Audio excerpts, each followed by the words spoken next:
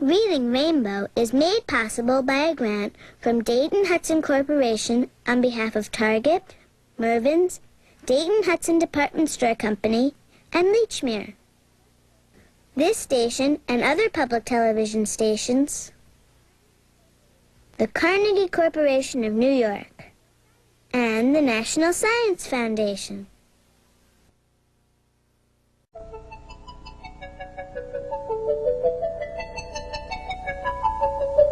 Butterfly in the sky, I can go twice as high. Take a look, it's in a book, a reading rainbow. I can go anywhere, friends to know and ways to grow, a reading rainbow. I can be anything. Take a look, it's in a book, a reading rainbow. A reading rainbow.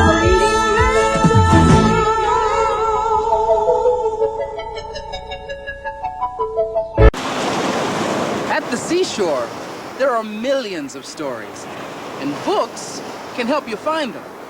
Here are some that you can take exploring, but you don't have to take my word for it. This is Director for Student Success and Outreach in the Department of Residential Education.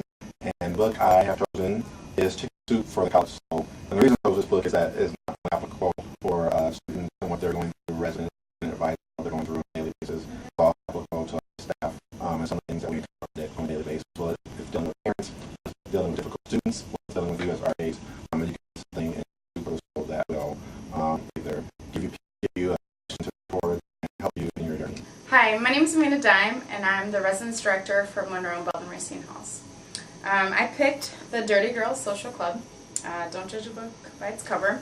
But the reason why I picked this book, because when I was in college, I think it was around my sophomore year I read this. I was kind of like learning about myself, and in this time I was an RA. And then part of that was my identity as a Latina woman. I was kind of discovering that for the first time and really embracing it. Being part of a Latina student organization and being in a cultural pageant. So reading this book made me really appreciate where I come from, and also you know, I built good relationships with people who also identified as Latino. And so some of the characters in here are very different from me, and some of them were very similar to me. And so, you know, there are 4 women in this book, and I have, you know, 2 really good friends, and we call ourselves the Sucias. So this book kind of means something to me in terms of my identity, and also with 2 of my best friends. Hi, I'm Zena Miller. I'm the coordinator for Res Ed, so I work with theme communities and assessment and all sorts of departmental stuff that you probably don't care about. And my book today is called Yay You. I picked this book, first of all, because it has a message from my very best friend in the whole wide world. This is one of the first gifts she ever gave me. And this book really taught me about all the things that I could do in the world and all the places that I could go. And so it's really special to me because it inspired me to go out and do great things with my career, and let me know that I could make a career out of the things that I love the most in the world, which is helping people. Well, Eeyore frets, Piglet hesitates, Rabbit calculates, and Owl pontificates. Pooh just is. And so is the beginning of explanation of Taoism through the book The Tao of Pooh by Benjamin Hoff. My name is Kevin Sella, and I'm the Residence Director for University Hall. I chose this book because if we all could just take some time to be still and reflective like Winnie the Pooh, we would enjoy our lives a lot more. It's not a perfect book, but it is a great place to start if you want to begin exploring concepts of Taoism. Here's some other books that you might like, but you don't have to take my word for it. Good morning. I'm Deb. For those of you who don't know, I'm sometimes referred to as the DSR. I'm the Director of Residential Education, so kind of supervising or making sure that you all are working for the best interests of the students. The book that I've chosen to tell you about myself is The American College and University by Frederick Rudolph. Now this may seem like an odd book, but for me this book has some personal sentimental meaning. If you look up here in the corner, I don't know, Bill, can you zoom in and get that? Okay. You will see that it says Steve Schmidt, Summer 1967. This is a book that my father used in his doctoral program at Columbia University in New York when he was getting his PhD in higher education.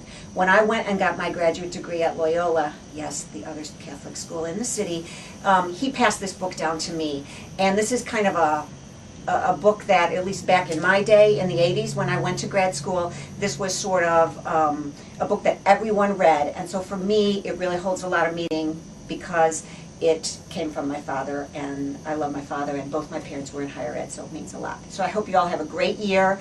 If you ever want to borrow it, I probably won't let you. My name is Bill Matera. I'm the residence director for Corcoran and McCabe, and the book I chose is The Four Agreements by Don Miguel Ruiz. It's a book about kind of finding your way to personal freedom and reflecting and thinking about how your actions affect others, and kind of 4 agreements you can make with yourself and with other people. One of them that really stands out to me is being impeccable with your word, which I think is something that we do with both ourselves, each other, and with residents. My name is Christy Shipyort, and I'm the residence director for the University Apartment Community. When thinking about my story, the book that I selected that most reflects me is Fish. This book is all about the fish philosophy, which started at the Pike Place Market in Seattle. The reason this book really reflects my story is because as an RA, it was the principle they taught us going through training. Although I didn't really connect with it at that time, during my graduate work at Indiana University, I integrated the fish philosophy into everything I did. It's something I've carried it through with me even in my professional work, and I believe it can be applied to anything. So think about it as you're going through RA training through the year and even in your personal life. My name is Anne Marie Klotz, and I'm an assistant director in the Department of Residential Education here at DePaul. The book that I have chosen is Realizing the Educational Potential of Residence Halls, written by Charles Schroeder, Phyllis Mabel, and Associates. I first read this book in graduate school, and it was really eye-opening for me to read about residence halls and their potential. One of the things that I really like about the book is that it talks about how students will spend 30% of their time on college campuses in the classroom and 70% of their time outside. And we know that a lot of that time will be spent in our residence halls. So think about how you as RAs are going to help develop that time in the halls and make it a fun community to live and learn in. Hi, I'm Kelly Carter, and I'm the residence director of Clifton Fullerton Hall.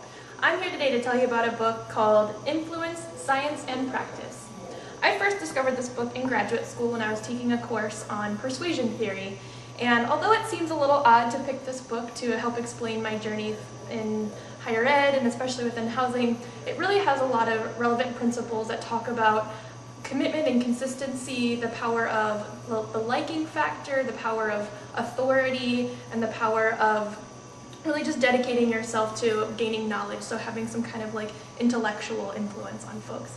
And although it seems a little manipulative, the idea of influence, I found it very effective when working with students just to help me understand a little bit more about how to reach them in an effective way, whether it's through explaining how to communicate via a roommate conflict or even marketing a simple program. A lot of these principles have come through, and I believe that they have helped me just to kind of stay focused and grounded and always remain committed to the students. So if you ever are interested in learning about the power of persuasion, but using it for good, come talk to me. Hi, my name is Travis Whistler, and I'm the Assistant Residence Director for the University Apartment Community. The book that I chose is Harry Potter and the Sorcerer's Stone. Even though I'm really not like Harry since I don't have any wizarding powers, the reason I chose this book was because that Harry, throughout many of his life journeys, throughout the series of the books, he can't do things by himself. So with the help of Hermione and Ron, I also use people in my life such as mentors or other RAs to help me to get what I needed to get done. So think about that through RA training and realize who's around you and who's going to help you the most. Hi, I'm Rachel Aho, and I work in Seton Hall. And the book I chose is the Starbucks Experience, and why I chose that book is because Starbucks talks a lot about creating what they call a third place, and so they say it's not your home, it's not your work, but it's the third place where you can feel comfortable, and so that's what I think we do in residence life, and I think it's important to have fun, create a place where students can learn and develop, and then also make sure that we're getting out and getting some good coffee for the day too. This is what I call a comedy makeover. I don't think Ludlow had this much fun even in his dreams. I'll see you next time. I wonder where he went.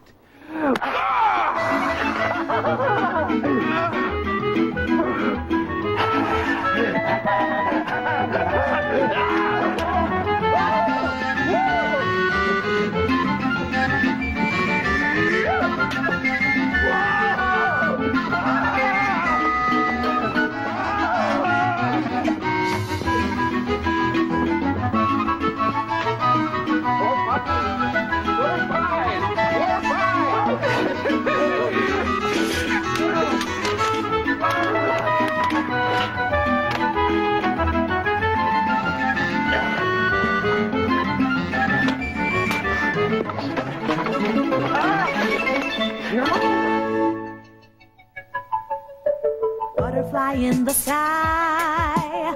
I can go twice as high. Take a look, it's in a book, a reading rainbow. I can go anywhere. Friends to know and ways to grow. A reading rainbow. A reading rainbow. Butterfly in the sky. I can go twice as high. Take a look, it's in a book, a reading rainbow.